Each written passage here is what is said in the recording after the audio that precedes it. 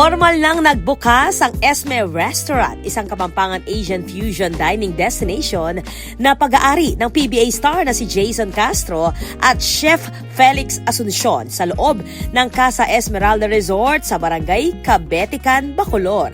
Kilala sa basketball bilang The Blur. Ngayon ay pinasok na rin ni Castro ang negosyo ng restaurant. Personally ako, mahilig akong kumain. Marami akong gustong Kapampangan na food. And at the same time, nandito ako sa Pampanga with Chef Felix nga na mahilig din kumain. So, naisipan namin magtayo ng ganito. Kasi alam naman namin na lahat naman ng Kapampangan, yung taste bud nila, di ba?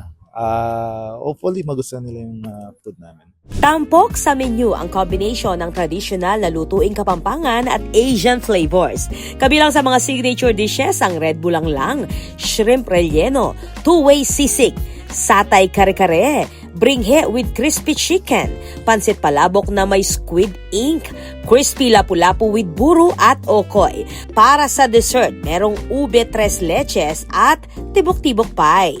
We would like to invite everyone to try and visit the newest destination dito sa Bacolor, which is Esme Restaurant. No, inanyahan po namin kayo masyal, and of course, meron po tayong inahanda na mga manyaman na Kapampangan food and with a twist of Asian flavors. And yun po, we are looking forward to see you all po dito sa Esme Restaurant. Kapansin-pansin din ang interior ng restaurant na may Kapampangan-inspired design tulad ng patterned tiles at wooden furniture.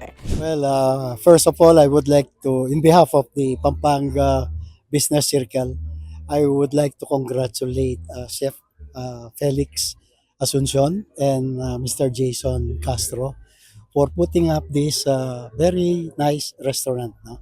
And I believe the location is very relaxing and it's a very nice property. Ayon kina Castro at Asuncion, inspirasyon ng restaurant ang mga aral at alaala mula sa kanilang mga lola na naghubog sa kanilang pagpapahalaga sa pamilya, kultura at pagkain. Matatagpuan ang Esme Restaurant sa Jasa Road, Mega Dike sa Bacolor at bukas araw-araw mula 3 p.m. hanggang 10 p.m. Bukod sa casual dining, maaari rin itong pagdausan ng mga espesyal na okasyon at pagtitipon. This is Patricia Mamangon, on the spot.